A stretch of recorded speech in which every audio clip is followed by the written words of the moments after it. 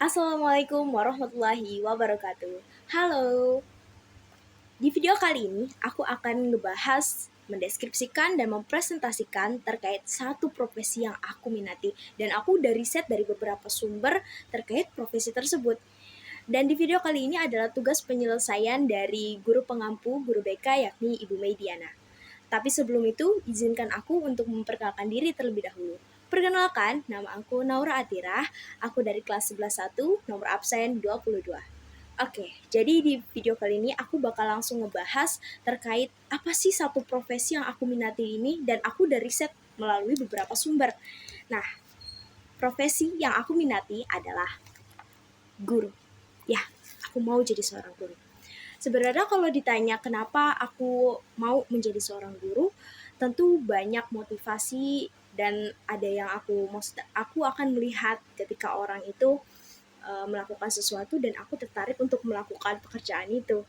Aku tertarik menjadi seorang guru awalnya pada saat aku SD, melihat guru SD yang dengan penuh kesabaran dan effortnya itu dia bisa membawa para muridnya untuk menuju belajar, mendapat ilmu. Belajar itu kan bukan hanya sekedar kita membaca lewat menulis atau dan lain-lain, tapi bagaimana kita mengembangkan kreativitas tersebut. Dalam riset yang udah aku temuin ini, yang pertama, pendidikan yang diperlukan dalam profesi guru. Yang pasti dalam profesi guru ini kita harus menyelesaikan 12 tahun sekolah, pastinya. 12 tahun sekolah SD, SMP, SMA. Setelah 12 tahun, ketika kita mau mengambil sebuah profesi guru, kita harus menempuh jenjang pendidikan, yaitu gelar sarjana. Dan aku itu pengen menjadi seorang guru matematika, karena jujur pribadi aku pengen jadi guru matematika karena aku tertarik terhadap mata pelajaran di bidang matematika ini. Kemudian gelar sarjana ini biasanya S1 selama 4 tahun berkuliah di universitas. Gelar sarjana ini umumnya nanti akan mendapatkan nama gelar di belakang nama kita, yaitu SPD, Sarjana Pendidikan. Kemudian yang kedua, riset terkait profesi guru, pendidikan apa yang diperlukan. Yang pertama pasti setelah yang pertama tadi gelar sarjana, kemudian yang kedua itu sertifikasi mengajar. Banyak sekali negara yang perlu sertifikasi atau lisensi untuk mengajar yang akan mendapat nilai dari ujian atau program pelatihan. Jadi sekarang kan namanya itu bukan PNS ya, tapi P3K. Yang dimana kita memerlukan sertifikasi mengajar ini untuk bisa mengajar ke sekolah-sekolah gitu. Kemudian aku meriset yang kedua tentang keterampilan apa yang harus kita miliki. Terkait keterampilan, menjadi seorang guru itu pastinya kita perlu kemampuan untuk berkomunikasi, berbicara terhadap guru, berbicara terhadap murid, gimana cara kita merepresentasikan public speaking. Itu sih yang penting, public speaking. Mampu menjelaskan materi dengan jelas dan baik serta menarik. Yang kedua, kita harus punya sifat kepemimpinan. Berdasarkan riset, kepemimpinan ini merupakan sebuah keterampilan yang memang harus dipunyai oleh seorang guru. Kepemimpinan, setiap orang pasti harus punya jiwa kepemimpinan di mana dia harus mengatur dirinya sendiri, mengelola, dan juga ketika dia menjadi guru, dia akan merangkul anak muridnya untuk mempelajari materi bersama-sama. Yang ketiga, empati dan kesabaran. Ini nih, poin ketiga ini. Keterampilan yang emang harus dimiliki oleh seorang guru ya. Kalau misalkan dia nggak ada rasa empati atau sabar, mungkin anak muridnya udah ngerasa kayak, wah, salah satu guru yang agak killer. Tapi buat aku, ketika kita menjadi guru ya, aku dan mereka kita sama-sama belajar. Mereka mempelajari materi yang aku berikan dan aku pun masih belajar tentang kesabaran dan empati yang akan aku berikan ke mereka.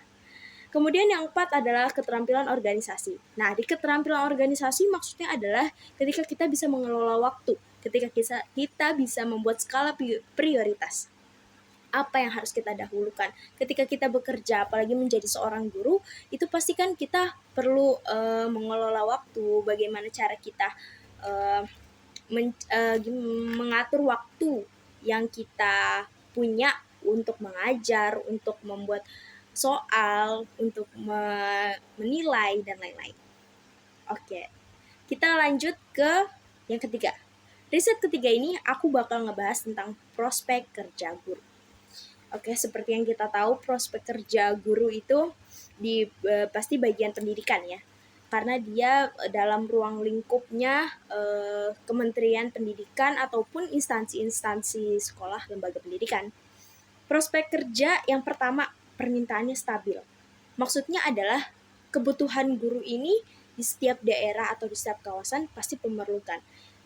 Toh kalau dibilang kayaknya guru bisa diganti dengan AI. Menurut kalian gimana? Guru bisa diganti nggak sih dengan AI? Kalau buat aku, AI itu ini ya, intelijen yang kayak sebuah robot untuk menentukan jawaban dengan cepat gitu. Tapi buat aku, ketika kita diajarkan oleh seorang guru secara langsung, itu kita lebih nyerap gitu langsung ilmunya, dibanding dengan kita hanya sekedar googling atau mencari sumber informasi. Ketika kita bisa dapat dari orang yang punya ilmu lebih dan bisa membagikan ke kita, itu luar biasa. Kemudian peluang kerja di bagai jenjang pendidikan. Jadi ketika kita menjadi seorang guru, sebenarnya bagaimana dia